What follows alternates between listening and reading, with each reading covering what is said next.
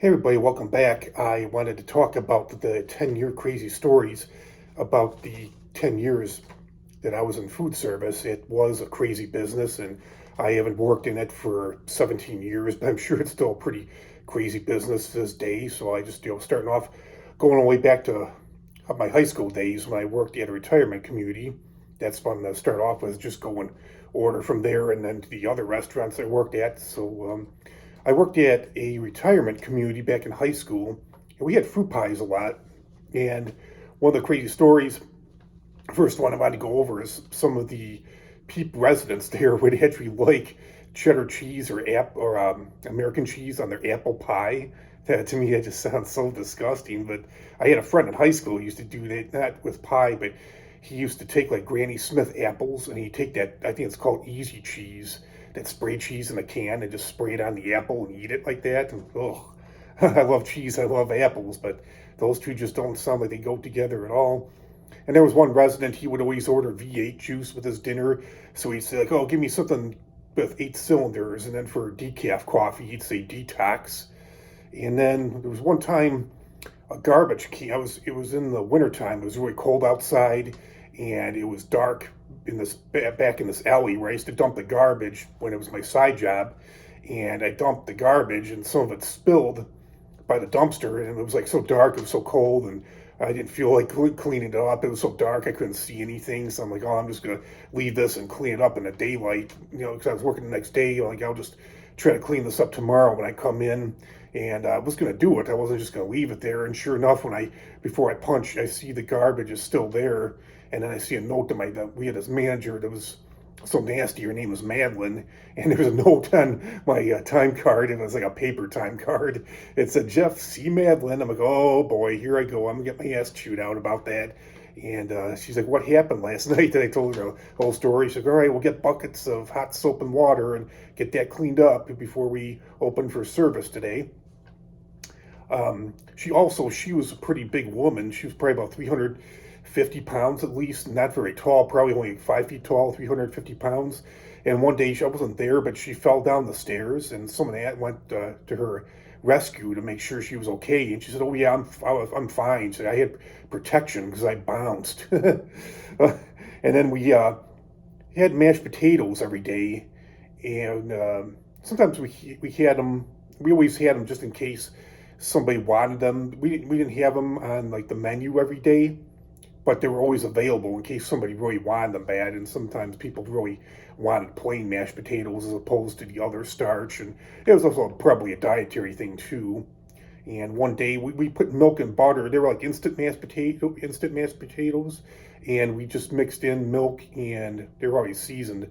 The potato buds and like instant mashed potatoes that you buy at the store, they're already seasoned. So you just had to we just heat it up in the steamer. We heat up milk and butter, and the butter would be melted. And one day we didn't have any milk, and we passed it off, and didn't get any complaints about it. I guess it passed okay. Because I think when you get instant mashed potatoes at the store, I use real ones, but I think at the store they say that you can use. Uh, they usually call for water, but they just say to add like milk if you want extra richness, extra creaminess. I would always use milk, and we always used milk. The chef, we didn't have any milk that day, so the chef's like, well, we're going to have to use water. And sure enough, it worked. I don't know if that probably wouldn't work too well with real mashed potatoes because they don't have that seasoning in with the potato buds. And one day our dish machine broke down. We had to do like a picnic, set up plastic glasses, plastic silverware, I think either styrofoam or paper plates, plastic plates, something like that. It was nuts. And then the first Memorial Day I worked there, we had ribs and we always had two entrees. We had barbecued back ribs and something else. And we ended up, everybody was going for the ribs. We ran out of ribs. We still had barbecue sauce. And I was working in a dish room that day. I wasn't cooking that day. But it looked like they came up with something else that was it looked like barbecued meatballs or something like that. The chef was so pissed off. I bet the residents are pissed. I think the chef was pretty pissed off. He's like, hey, Jeff. He's like, I got a job for you. I was like a junior in high school. I was 17 years old. And he's like, hey, Jeff, I got a job for you. He's like, go into food service. It's so pathetic. And sure enough, I didn't listen to him. I did. Stayed in it for 10 years and Finally woke up. And then we ran out of chopped steak one day. It was like ground chuck or ground sirloin. And the chef was just freaking out. The manager's like, hold on a second, we won't run out. She's like, I got some hamburgers in the frozen hamburgers in the freezer. And we passed that off as like chopped steak, ground ground chuck or chopped sirloin. Passed that off as frozen Cisco hamburgers. And then there was one day that I think somebody didn't show up or somebody called in sick. Me and this other waitress, we both, when I was serving, we both did we both had to take care of 6 tables. It was nuts. And I told the other waitress, I'm like, wow, this is what you call high blood pressure. I was freaking out. And one day I was cooking and he had to do the dishes afterwards, and the dish machine wasn't working. And I think this one girl, she was like in a real hurry because you had to like wash them. There was a 3-compartment sink. You had to wash them in hot soapy water, and then sanitize them, or rinse them, and then I'm trying to think. It was the hot soapy water first, rinse, and then sanitize. And she's like, Jeff, like, I'm in a real big hurry. I need these plates real fast. She's like, just spray my plates off with hot soapy water. And she's like, I don't have time for you to go through the whole process. And then she was like laughing about it. She's like, wow. She's like, the health department was here, we'd be in big trouble right now. And I'm like, yeah, you can say that again. And there was one waitress, was kind of gullible. She'd like believe anything you tell her. This one guy didn't like her, and we always had to find out what the dessert was, because it wasn't on the menu, and it sometimes it could change for whatever reason. I think they used to have a menu posted with everything, including the dessert, but for some reason the dessert was constantly changing. So like this one manager told me, because I got the dessert wrong one day, she's like, oh, you always have to ask me or some manager first what the dessert is before you can't like assume. Eventually they took that menu. It was like a tack board, and that's where they had the menu posted, but they end up not posted up there altogether.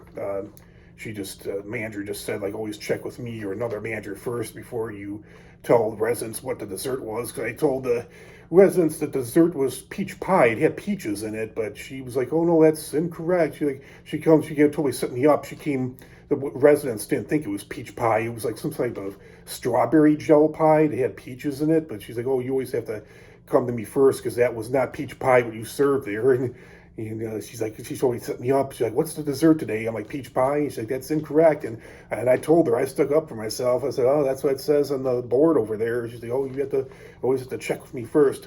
So anyways, this waitress was kind of gullible, and she asked this other waiter what the dessert was, and he didn't like her, and he kind of set her up. He told her the dessert was vagina cake, and then she actually went to the chef, and she's like, Terry, she's like, is the dessert today really vagina cake? And he thought she was joking. He looked at her, he's like, what? So that's it for the retirement community. And then when I was in college, I worked at a country club, or a golf club. And this is a house burger story. There was a wedding. We had chicken Wellington, and I guess the maid of honor, she didn't like the entree. She didn't like the chicken Wellington. So it was in the wintertime.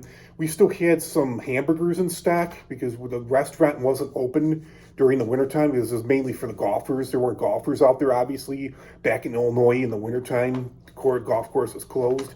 So we said, well, we could make you hamburgers. So the hamburgers weren't defrosted, so the manager ended up, he was trying to speed up real quick. We had to turn on the grill, and the manager was defrosting the ham, or I think he didn't turn on the grill. I think he just did in a skillet in a saute pan, and he defrosted it in the microwave. It was so disgusting. There was like blood and shit oozing out of it, fat, and I was like, oh God, that's disgusting. And I said, well, do what you gotta do. And the manager, Mike, he's like, yep. He's like, wing it time. And then he's like sauteing it in a frying pan. It's like catching, because it's still partially frozen, and the ice flame is like coming up to the ice, the frost that's still on the burger, and it started flaming up like real high. It flamed up like 3 or 4 feet high. He's like, house burger. Oh. And then we had a bartender, Kurt, that got a DUI, and he obviously wasn't at work the next day because he was still in jail waiting to get bonded out. So we had this other bartender, Brian. I guess he had multiple DUIs, like 2 or 3 of them. I actually found I was wondering what he's up to these days. This was like back in 1999. This is almost 25 years ago, 24 years ago. And I saw that he's actually got like 5 DUIs now. He still lives in the same area. But anyway, he ended up coming into work. I think he had one of those licenses because he had like 2 or 3 of them at the time. And he's gotten 2 more since, obviously. But he had one of those licenses where he could just drive to and from work. And it was sort of like, I don't know, court supervision or something, deal his lawyer worked out for him, something the judge gave him. So I remember asking about, like, oh, is Kurt coming in? Is he going to make it in today? And then the manager's like, oh, nope, probably not. Like, he's still in jail. You know, he got a DUI last night. So then this other bartender, Brian, came in. And there was one day we had outside tables, and this bartender, Kurt, was outside. It was in the summertime. It was real hot, and he was just sweating profusely. It was like 90 degrees out. I'm surprised anybody wanted to eat outside that kind of heat. And then he was joking around. He was from Texas. He was a real big redneck, and he's like, yeah, he's like, they're going to get some extra seasoning on the French fries. It's going to be for my forehead. Oh, disgusting. And there was this one waitress there. Her name was Katie, and her sister. I actually was gone. I was doing my culinary internship over the summer 2000. That's when this happened. And this girl, Katie, she had a boyfriend, and he ended up cheating on her with her sister. And they both worked there, and I was gone. I didn't witness this, but pretty interesting to watch. But I guess they had like an organized box match. The 2 of them went at it in the parking lot with boxing gloves on. I think Katie won the fight, but it ended up, both ended up getting fired the next day. I don't know if it got back to corporate or the manager just had enough of them, those 2, but he allowed it to happen in the parking lot, from what I remember. And this manager, Mike, he really liked to fight. He was a big guy, probably about 6 feet tall, about 250, 260 pounds, and pretty muscular. And he was actually trying to set up. They would always, him and these other guys I worked with, they would always go out to bars and get into fights. They usually won. I think they always won. I don't think I ever heard about them losing a fight. And this guy, Mike, was actually showing like he was trying to set up his own fight club, like the movie Fight Club. He really wanted to do that, to have it be like a weekly thing. And me and a couple of the other cooks, we had to do salt and pepper packets. What happened was this was back in 1999, and this golf course had opened back in 96, 97. When they first opened, they just had like hot dogs and hamburgers. The menu was pretty limited. They had all these salt and pepper packets. And this was in the wintertime. The chef's like, oh, I got a job for you guys to do today. He said, it's not really fun, but it's got to be done. He's like, one of you is going to have to do the salt packets, and one of you is going to have to do the pepper packets. He's like, these have been sitting here for 2 years. We got to utilize product. We got to do something with them. So, like, who wants the salt? Who wants the pepper? Like, oh, it doesn't matter to me. Like, okay, you get the salt. And this other friend, Brad of mine, took the pepper. But it was just so tedious. We were just like, open these little packets. It was just like the size of my thumbnail. And we were just like opening them and, all right, and there's another one. Yeah, it took forever. I think that took us almost the whole day. And then there was a guy, I guess he was teeing off, and he didn't. The waitress didn't have time to wait. She dropped his hamburger on the cheeseburger on the floor, and I was like, oh, I'll start another one. I got another one's close, and she's like, oh no, she's like, it's still good. I'm gonna serve it to him. She's like, I don't have a second to spare. Like, this guy's teeing off in 15 minutes. Like, oh, okay, suit yourself. And there's this one waitress that she used to wear. Her name is Sarah, and she used to wear shorts that were cut like just below the bottom of her butt cheeks. And a couple guys, I never saw it happen, but a couple guys told me that they used to put silverware on the floor. And excuse me a little bit, indigestion night. They used to put silverware on the floor, and she would always walk by and pick it up. And they basically pretty much did that just so that they could see her bend over and look at her ass. And this one bartender, Brian, was picking up the silverware, and they were yelling at Brian. They're like, oh, Brian, leave the silverware there. Leave that silverware there. That's for Sarah to pick up. And they were telling him about why they leave the silverware there so they could bend over and see her goodies. Or watch her bend over and see her goodies. So that's the country club. And then the next job I had was right after I got out of college. I worked at a casino. Hollywood Casino back in Illinois, and I'm out in Arizona now. And there was this friend of mine, Chris. He also worked with me at Mill Creek, or at the golf club that I worked at. And what he did was he made mashed potatoes, but what happened was we put the potatoes in the steamer, and he forgot to put time on it. You had to put time, set like a timer, like a cook time, but he didn't set a cook time. So the potatoes were like pretty much raw, and he went to mash them, and I thought he added too much heavy cream. So I think the recipe called for like 2 quarts of heavy cream. And what happened was the potatoes weren't mashing, and the heavy cream just went like all over the place. And my thought was he put too much heavy cream in there. So it turns out he realized the potatoes are raw. They weren't, because I think I felt the potato. They were still hard as bricks. So we ended up having to drain the liquid off. I helped him with it, drain the liquid off, and put the potatoes back in the steamer. And one cook really got mad at him. He's like, next time you take the potatoes out of the steamer, grab one. And, if it mashes, that means it's done. If it's like this, if it's hard as a rock, that means it's not done and you didn't have enough time on it. And there was a guy that accidentally, it was fish stock that was in the cooler. I think he was trying to reach something like on a top shelf, and he stepped up. He was trying to step on the shelf, but he accidentally stepped into a bucket of fish stock, and it like went up to his knee, and or practically up to his knee. It was definitely his calf, and almost all the way up, if not up to the kneecap. And he came out hopping around on one foot and screaming. And a friend of mine was talking about that. Like, imagine how bad that smelled, fish stock, and then the rotting flesh. Ugh. And he ended up going to, I don't know if they had medical services there. They might have had medical services there, or he might have gone to the hospital, but he left I remember him leaving his knife behind, and he came back at the end of the shift to get his knife or his other tools, and he had like some type of a bandage on his leg. His leg was all bandaged up.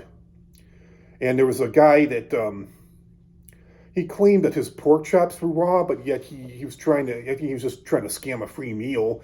But the manager wanted to see them. He wanted to make sure they were really raw, and he refused to let the manager see it. He's like, sir, and he's like, until you show me that these pork chops are raw, I can't believe they're raw. He's like, oh, fuck it. He's like, I'll go back there and cook them myself. He's like, I'm a chef.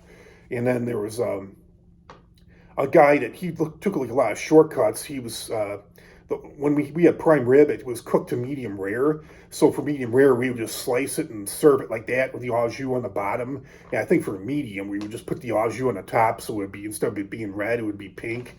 And then the medium well and the well done, we would slice and put it on a hot plate and put it into the oven to finish cooking. And he was trying to get the food out as fast as possible. He didn't want to wait for it in the oven, so it was faster for him. It was nasty, but he would throw it in the steamer, and then he would take it out and put it on when it was done in the steamer to speed it up. Yeah, he would just take it out and put it on the flat top, on the griddle, to make it look like it was done in the oven. He just took so many shortcuts, and he was Hispanic, and he was asking one of the other cooks in Spanish if the chef was looking, and the other chef was like, oh, no, she's not looking. And he's like, okay. Then he pulled out, and then he threw it on the flat top like that, and then real quick to make it look like it was seared, and then real quickly throw it on the plate. But he told us that we were making it so hard on ourselves, but by all the stuff he got caught doing, he actually made it harder on himself.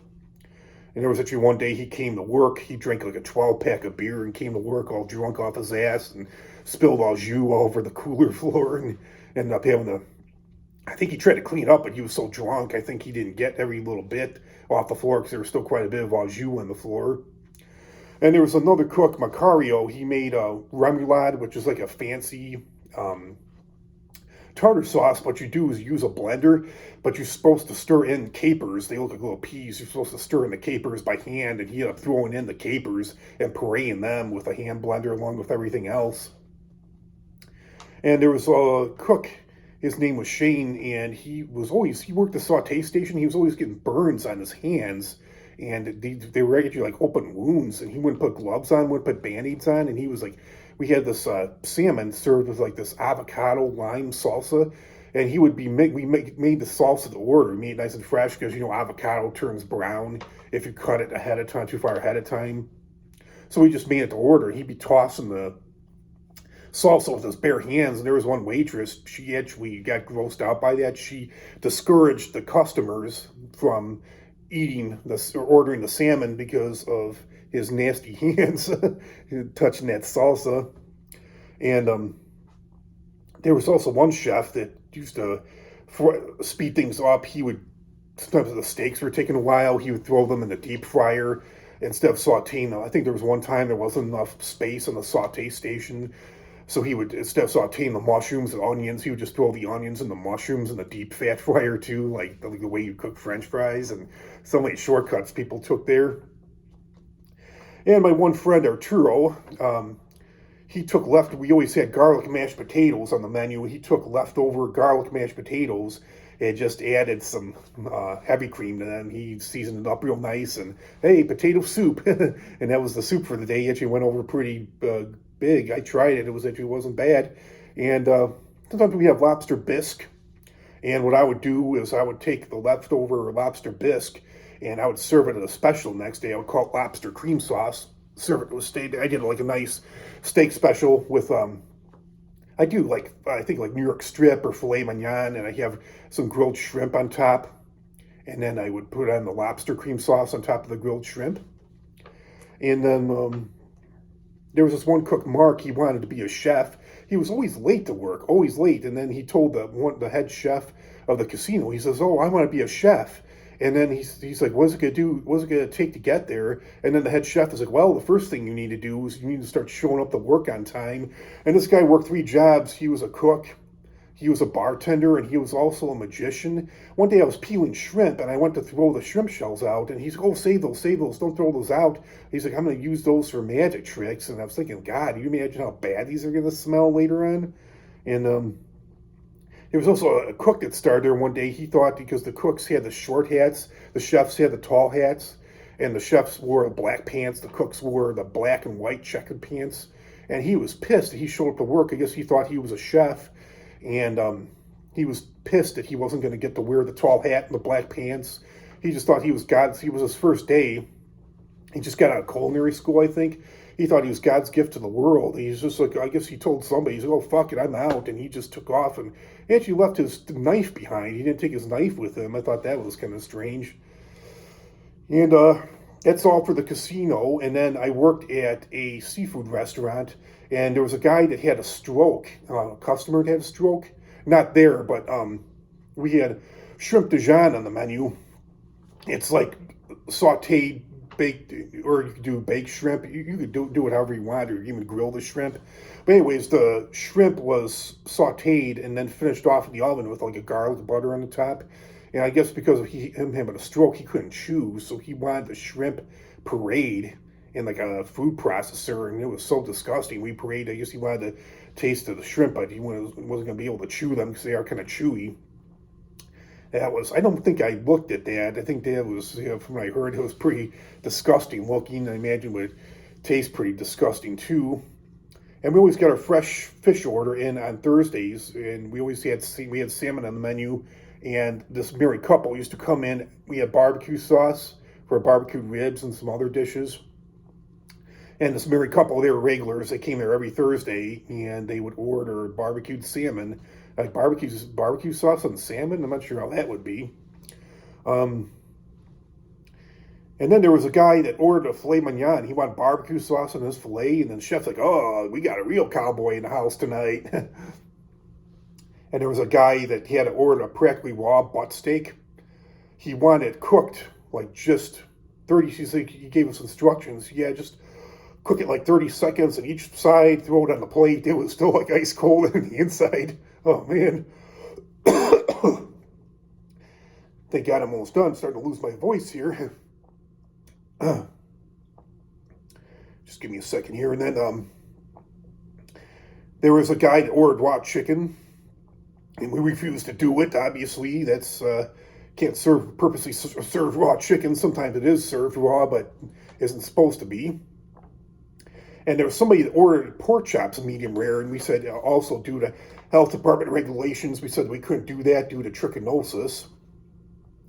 And we had these dishwashers that were all causing trouble. So there was one day the chef, he fired, I think it was after Mother's Day, he fired these dishwashers. He worked them so hard, they worked their asses off. And he ended up firing them all after that day. And then we were off on Monday, and then the next Tuesday, he had a whole new crew of dishwashers. I guess they just came back from Mexico for the summer, and it was late spring. Yeah, Mother's Day was in May, so like late spring, early summer. And I don't think they ended up lasting that long either. And I think they ended up saying that they were only making like $8 an hour or something like $7 or $8 an hour. They said it was just not enough money for the conditions that they had to work under, the hot kitchen, the humidity. Excuse me. And then there was a woman, I think she was trying to scam a free meal. She ordered something, and she was like telling the waitress, like, oh, I think whatever she ordered, she's like, oh, I think that I think it was fish or trout or something like that, or salmon. She's like, oh, that salmon was bad, so she's like, I'm going to the bathroom, I'm going to throw up, and then she's pretending that she's throwing up. And then she came back, she's like, oh, give me the grilled shrimp. And then she ordered the grill. She had that served to her. She said, oh, this is making me sick too. Food wouldn't make you sick that fast. It takes a while, usually a couple hours at least. And I think she was trying to scam a free meal. And I think she ended up just leaving with her friend. But she was in the bathroom, like pretending like she was puking. I don't think she really was. I think she was just faking it, trying to scam a free meal. And the kitchen was closed one day, and it was an exhaust. I think it was either Easter or Mother's Day, and the chef was just exhausted. And there were some people that showed up after the kitchen was closed, and the chef was like, oh, the kitchen's closed, like, what do they want me to do, shit into a bowl for them? And there was this one cook, Chico, he actually cut himself, and this one waitress, she knew how to sew, so I guess she took like dental floss and a needle and sewed his finger up for him. I think he cut his forefinger or his thumb or something like that, I forget which. And then the owner at the time, he said that the fish fry we had on Friday nights didn't taste the same. And he's like, oh, he was questioning the chef, like, what are you doing different with it? And the chef said, oh, nothing. Everything's the same. It's the same oil, the same beer batter, the same fryer, the same fish, the same cook. And everything's the same. And he's like, oh, it just doesn't taste the same as it used to. And the owner was married.